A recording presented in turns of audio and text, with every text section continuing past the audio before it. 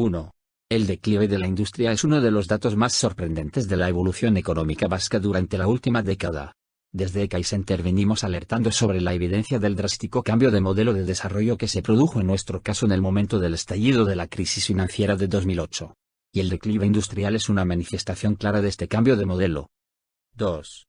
El impacto de este declive ha venido de alguna forma oscurecido en el entorno de crisis que ha envuelto una buena parte de los 12 o 13 años transcurridos desde el estallido de la crisis financiera. La caída de la industria con el estallido de la crisis en 2008 la interpretamos como una consecuencia de la crisis, y no como el resultado de un problema estructural que tuviera por qué tener consecuencias permanentes. 3. Era evidente que la industria vasca había tenido una caída significativa como consecuencia de la crisis, pero lo que podíamos esperar era una recuperación de la misma una vez que la crisis financiera se superara.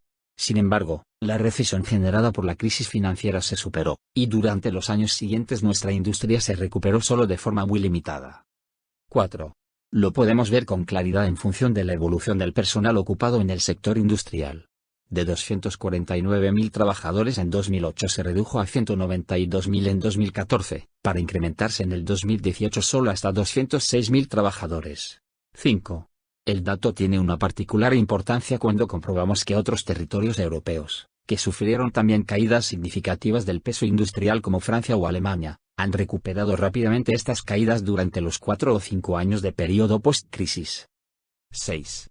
Por supuesto, centrar las causas de esta pérdida de peso industrial de la CAE Euskadi es la cuestión fundamental.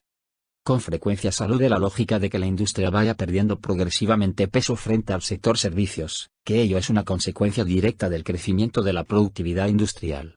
Sin embargo, como veremos en nuevos documentos, la pérdida de peso no afecta solo al número de empleos sino también a otras variables clave, como el valor añadido generado por la industria. Por otro lado, no nos encontramos ante una crisis de éxito, consecuencia de que el avance tecnológico de la industria conlleva menos necesidad de personas, sino ante el impacto de una caída de demanda y una pérdida de mercado no recuperada. 7. En parte, es muy posible que esto sea una consecuencia natural del bajo nivel tecnológico de nuestra industria. Ante una situación de crisis en la que toda la industria sufren, son las empresas peor posicionadas las que sufren más, y las que tienen más posibilidades de quedarse fuera del mercado.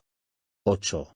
Esta experiencia nos alerta sobre el riesgo de que algo similar pueda suceder ante la nueva caída de la actividad industrial registrada en 2020 como consecuencia de las políticas adoptadas para hacer frente a COVID-19. El bajo nivel tecnológico de nuestra industria puede suponer una amenaza significativa de que, tras la reactivación, solo recuperemos una parte de las cuotas de mercado perdidas. A pesar de que el carácter de choque externo y, en principio, transitorio, de la crisis actual nos llevaría a ser más optimistas.